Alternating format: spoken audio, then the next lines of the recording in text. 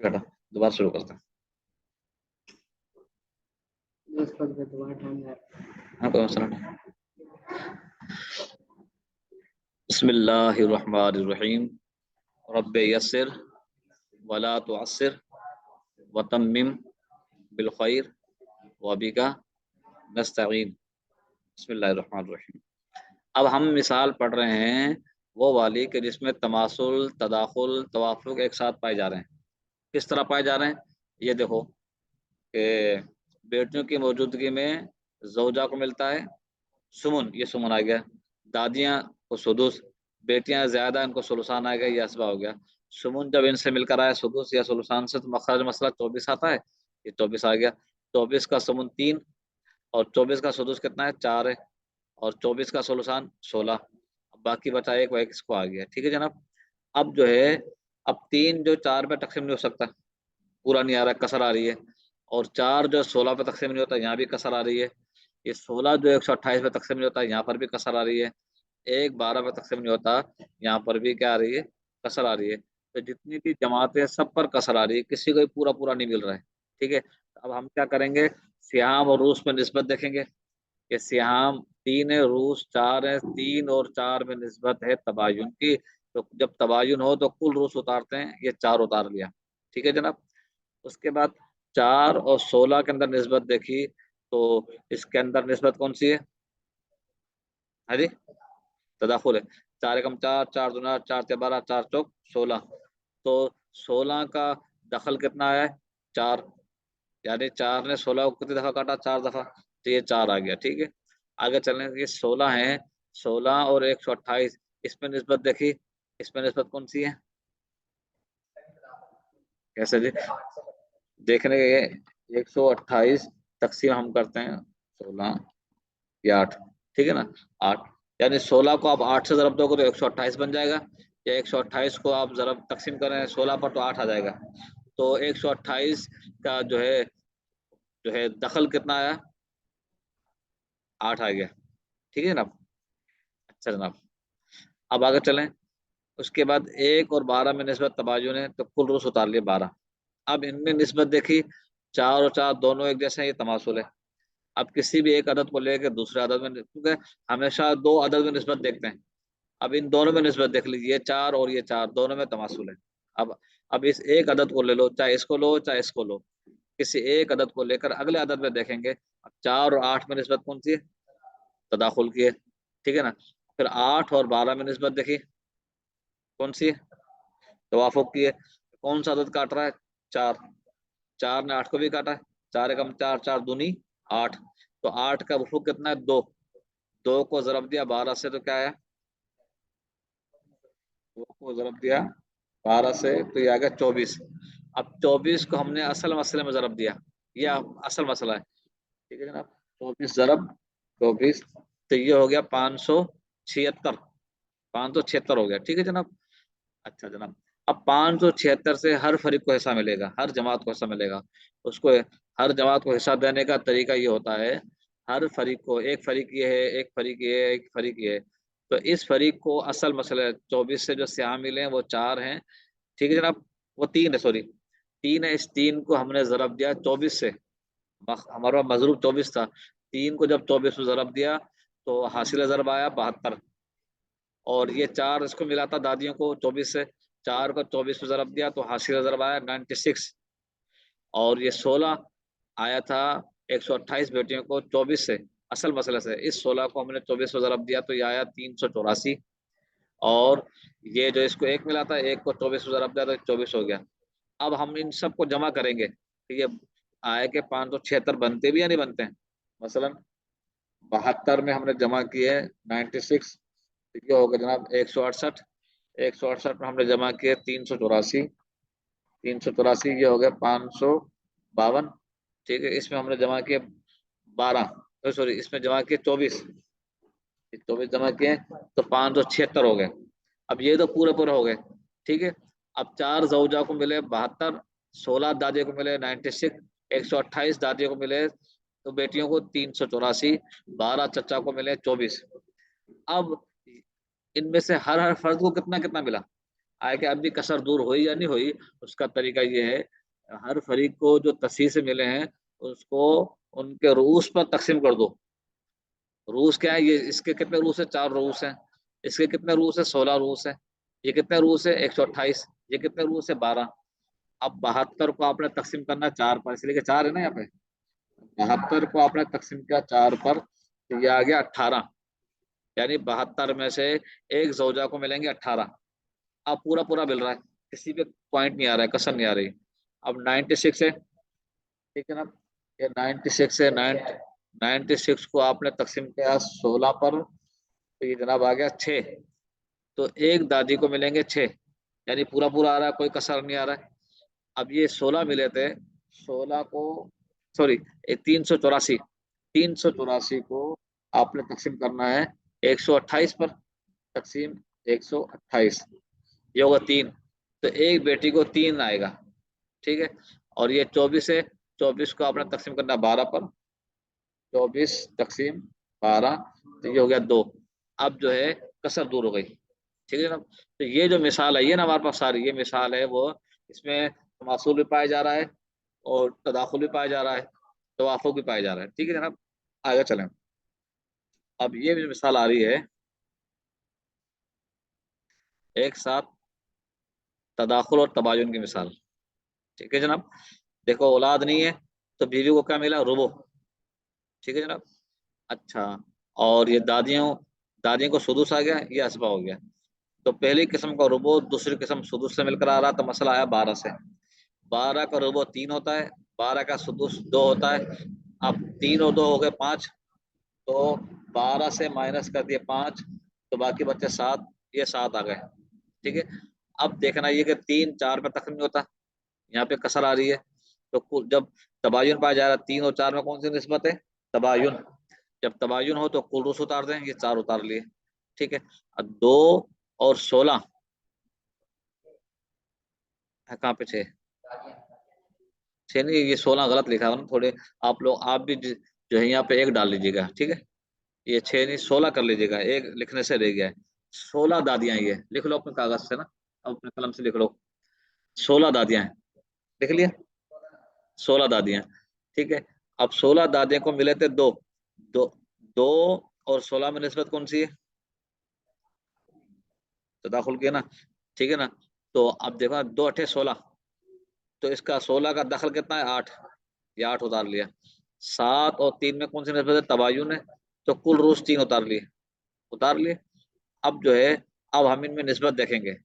4 اور 8 میں تداخل کی نسبت ہے، ٹھیک ہے نا. پھر 8 اور 3 میں کون سی نسبت ہے؟ تباین کی نسبت ہے. تو 8 کو 3 میں ضرب دے لو یا 3 کو 8 میں ضرب دے لو.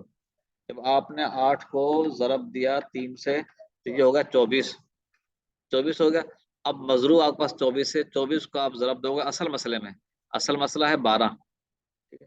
تو 24 کو آپ نے ضرب دیا 12 سے تو جواب آیا 288، ٹھیک ہو گیا. 288. اب 288 سے ان تمام کو حصے نکلیں گے. 288 سے اب کیسے نکلیں گے؟ زوجہ کو 3 ملے تھے، 3 کو آپ نے ضرب دیا کس سے؟ 24 سے، ٹھیک ہے نا. 3 ضرب 24 تو یہ آ گیا 72، ٹھیک ہے. اور ان کو 2 ملے تھے، 2 کو آپ نے ضرب دیا 24 سے تو یہ ہو گیا 48. دیکھو 2 ضرب 24 یہ ہو گیا 48، ٹھیک ہے جناب. ان کو 7 ملے تھے، 7 کو آپ نے ضرب دیا 24 سے تو یہ ہو گیا جناب 168، ٹھیک ہے. اب یہ 72 تو پوری جماعت کو ملے، لیکن اب ان میں سے ہر فرد کا کتنا حصہ ہے؟ 4 زوجہ میں سے ایک زوجہ کو کتنا ملے گا؟ اس کا طریقہ یہ ہے 72 کو آپ تقسیم کر دیں گے 4 کے اوپر کل روز پر. تصحیح سے جو ملا ہے اس کو کل روز پہ تقسیم کر دو. 72 تقسیم 4 تو یہ ہو گیا 18. ایک زوجہ کو 18 ہے. ایسے ہی 16 دادیوں کو جو ہے وہ تصحیح سے ملا ہے 48. 48 کو آپ نے تقسیم کیا ہے 16 پر تو یہ ہو گیا جناب 3. تو ایک دادی کو آیا ہے 3، ٹھیک ہے جناب. آگے چلیں. 168 168 یہ اس کو تصحیح سے آیا ہے چچا کو. 168 کو آپ نے تقسیم کیا 3 کے اوپر، ایک چچا کو آئے گا 56، ٹھیک ہے نا. تو اب یہ مثال آئیے تداخل اور تباین کی. آگے چلتے ہیں. अब ये वही बात आ गई जो हम बार बार पढ़ते आ रहते हैं पीछे, है ना। ये सारी बात देखिए, सवाल नंबर 25, तसहीह से हर फरीक का हिस्सा मालूम करने का तरीका बयान करें। हर फरीक का, देखो ये था ना, ज़ौजा एक फरीक है, 16 दादियाँ एक फरीक है, 3 चचा एक फरीक है। अब इनका हिस्सा मालूम करने का तरीका क्या है? हर फरीक को असल मसले से जो सियाम मिले हैं, देखो 4 ज़ौजा को 3 मिले थे, 16 दादियों को 2 मिले थे, और 3 चचा को 7 मिले थे। इनको मजरूम ज़रब देंगे तो हासिल ज़रब से उस फरीक का तसी से हिस्सा, तसी से मिला हुआ हिस्सा होगा। अब देखो, जब 3 को हमने 24 में ज़रब दिया तो ये 72 आ गया ना, ये हिस्सा हो गया। सवाल, तसी से हर फर्द का हिस्सा मालूम करने का तरीका बयान करें। पहले तो था तसी से हर फरीक का, अब ये है हर फर्द का। हर फर्द का कैसे होगा? हर फरीक को तसी से जो सियाम मिले हैं उनको उस फरीक के अदद रूस पर तकसीम करें तो खारिज किस्मत इस फरीक का हर फर्द का तसी से मिला हुआ हिस्सा होगा। अब जैसे 72 था ना, 72 को हमने 4 पे तकसीम कर दिया, 72 तकसीम 4, तो एक फर्द का कितना आ गया? 18 आ गया। आ गया समझ में? चलें जी आगे चलते हैं। सवाल, रद्द की तारीफ करें। किस पर रद्द होता है और किस पर नहीं होता, किस पर नहीं? जवाब, असहाब फराइज को देने के बाद अगर बच जाए और कोई असबा ना हो तो दोबारा नसबी असहाब फराइज को उनके हिस्सों के मुताबिक देना। आया समझ में? रद्द सिर्फ नसबी असहाब फराइज पर होता है, उनको मैं युरद्दो अलैह कहते हैं। यह लफ्ज है मैं युरद्दो अलैह, मैं युरद्दो अलैह। और ज़ौजैन चूंकि नस्बी रिश्तेदार नहीं हैं इसलिए इन पर रद्द नहीं होता। इनको मल्ला युरद्दो अलैह कहते हैं। मल्ला, इसको मन ला मत पढ़ना, ये मल्ला युरद्दो अलैह। रद्द औल की जिद है। औल में असल मसले से हिस्से बढ़ जाते हैं और रद्द में कम हो जाते हैं। असाब फराइज को देने के बाद कुछ बच जाता है। औल में क्या हो रहा था? कम हो रहे थे। और रद्द में क्या होता है? बच जाता है। तो दोबारा से, ठीक है। अब जब बच रहा है, अगर बच रहा है तो दोबारा,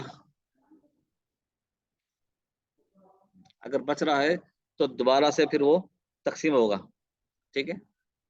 सवाल नंबर 28, मसाइल रद्द के कवायद बयान करें। जवाब, पहला कायदा, अगर मसले में मैं युरद्दु अलैह की सिर्फ एक जिन्स हो तो मसला उनके तादाद से बनाया जाएगा। अब ये आप देखें, असाब फराइज टोटल कितने हैं? असाब फराइज कितने? 12, ठीक है, 12 है, ठीक है। तो 12 में से क्या हुआ? मियाँ बीवी जो है ये असाब फराइज में तो हैं, लेकिन ये नस्बी रिश्तेदार नहीं है, लिहाजा इन पे दोबारा रद्द नहीं होगा। तो 10 अफराद ऐसे हैं जिन पे दोबारा रद्द हो सकता है। भाई 12 है ना, 12 में से 2 निकाल दो, मियाँ बीवी और शोहर को निकाल दो, तो बाकी बचे 10। 10 पे दोबारा रद्द हो सकता है, 2 पे रद्द नहीं होगा। अच्छा, अगर मसले में मैं युरद्दु अलैह कि सिर्फ एक जिन्स हो तो मसला उनके तादाद से बनाया जाएगा। मैं युरद्दु अलैह समझ गया आप? यानी यहाँ बेटी आ सकती है, बहन आ सकती है, माँ आ सकती है, दादी आ सकती है, ठीक है ना, ये सारे आ सकते हैं मैं युरद्दु अलैह, ठीक है जनाब। अच्छा, तो अब क्या हुआ? एक ही जिन्स के हो, एक ही जिन्स बना दिया क्या? दादियाँ, 4 दादियाँ हैं, 4 बहनें हैं, 4 बेटियां हैं, या 2 बेटियां हैं, 2 बहनें हैं, 2 दादियां हैं, ये सब एक जिन्स खिला रहे हैं। मसलन मसले मसला 2 से बनेगा अगर सिर्फ 2 बेटियां हों, या सिर्फ 2 बहनें हों, या सिर्फ 2 दादियां हों, ठीक है ना। अब देखो, ये 2 बेटियां थी ना, एक आदमी ने अपनी 2 बेटियां छोड़ी। जब 2 बेटियां होती हैं तो 2 बेटियों को असल में क्या मिलता है? सुलुसान। क्या? 2 बेटियों को सुलुसान मिलता है ना। तो मखरज मसला किससे आएगा? 3 से आता है। 3 से आके 2 बेटियों को आ जाएगा, बाकी बचेगा एक, एक बचेगा ना। अब एक किसको देना है? असबा तो कोई है ही नहीं। जब असबा नहीं है तो एक दोबारा इन पे तकसीम होगा, एक दोबारा इन पे तकसीम होगा, लिहाजा सारा माल इन दोनों को मिलेगा, ठीक है ना। तो अब हम क्या करेंगे? अब डायरेक्ट 2 से बना देंगे, कुल माल के 2 हिस्से बना देंगे, कुल माल के 2 हिस्से बना देंगे। तो 2 में क्या होगा? एक इसको आएगा, एक इसको आएगा, मखरज मसला कैसे आएगा? 2 से आएगा, ठीक है। अगला कायदा, दूसरा कायदा, अगर मैं युरद्दु अलैह के 2 या 3 जिनसे हों اگر دو تین جن سے ہوں، دو یا تین جن سے ہو، اور ملا یرد علیہ نہ ہو، ملا یرد علیہ نہ ہو، تو مسئلہ ان کے مجمع سہام سے بنایا جائے گا. ٹھیک ہے جناب. مثلا دو سے بنے گا اگر مسئلے میں دو سدس ہوں تو. اب دیکھو یہ دادی اور اخیاف بین دونوں کو میں یرد علیہ، لیکن یہ الگ جنس ہے، یہ الگ جنس ہے. جنس سے مراد عورت تو ہیں، ٹھیک ہے، لیکن ان کی حیثیت اور ہے، ان کی حیثیت اور ہے. ٹھیک ہے، ایک جنس الگ ہے، بہن الگ جنس ہے، ٹھیک ہے، دادی الگ جنس ہے. تو اب کیا ہوا، یہ دو جنس آ گئی. ٹھیک ہے، جب دو جنس آ گئی تو انہوں نے کہا اگر میں یرد علیہ کی دو یا تین جنس سے ہوں اور ملا یرد علیہ نہ ہو، یعنی شوہر بھی نہیں ہے بیوی بھی نہیں ہے. اب دونوں میں سے ایک ہی ہو سکتا ہے ایک وقت میں، دونوں ایک ساتھ نہیں ہو سکتے ہیں. یا تو بیوی آ رہی ہوگی یا شوہر آ رہا ہوگا، دونوں ایک ساتھ نہیں آ سکتے ہیں. تو اب کیا ہوگا، جب ملا یرد علیہ نہ ہو تو مسئلہ جو ہے ان کے مجمع سام سے بنا جائے گا. کن کے مجمع سام؟ جیسے یہ آ رہا ہے نا، مسئلہ دو سے بنے گا اگر مسئلے میں دو سدس ہو. دیکھو دادی ہو نا، دادی کو سدس ملتا ہے، یہ ہم نے سدس دے دیا. اخیافی بہن ہے، اس کو بھی سدس ملتا ہے، اس کو سدس دے دیا. تو مسئلہ چھ سے آئے گا نا، مسئلہ چھ سے آیا، چھ کا سدس ایک اس کو دیا اور چھ کا سدس ایک اس کو دیا. ٹھیک ہے، اب وہ چھ میں سے ایک اس کو آیا، ایک اس کو آیا، باقی کتنے بچے؟ چار بچے. ٹھیک ہے، اب چار دوبارہ انہیں پہ رد ہوگا، دوبارہ انہیں کو تقسیم کرنا ہے نا، دوبارہ انہیں کو تقسیم کرنا ہے. جب انہیں کو تقسیم کرنا ہے تب ہم کہیں گے یہ مسئلہ رد دیا ہے، اور ہم نے رد لکھ دیا. دیکھو چھ کے ساتھ رد لکھا نا، رد لکھ کے دو بنا دیا، یعنی چھ والا مسئلہ ختم ہو گیا. اب کل مال کا انہیں سے دو حصے بنائے، ایک اس کو دے دیا، ایک اس کو دے دیا. آیا سمجھ میں؟ آگے چلیں. مسئلہ تین سے بنے گا کب؟ اگر ثلث اور سدس ہوں. ایک بات، چار سے بنے گا اگر نصف اور سدس ہوں، اور پانچ سے بنے گا اگر ثلثان اور سدس یا نصف اور دو سدس یا نصف اور ثلث ہوں. تو مسئلہ یہ ہوا کہ اگر تین سے کب بنے گا؟ ثلث اور سدس ہوں. چار سے کب بنے گا؟ جب نصف اور سدس ہوں. اور پانچ سے کب بنے گا؟ پانچ سے تین صورتیں اس کی آ رہی ہیں. ایک صورت آ رہی ہے ثلثان اور سدس، ایک صورت آ رہی ہے نصف اور دو سدس، اور ایک صورت آ رہی ہے نصف اور ثلث. ابھی سارے مثالیں آپ دیکھیں.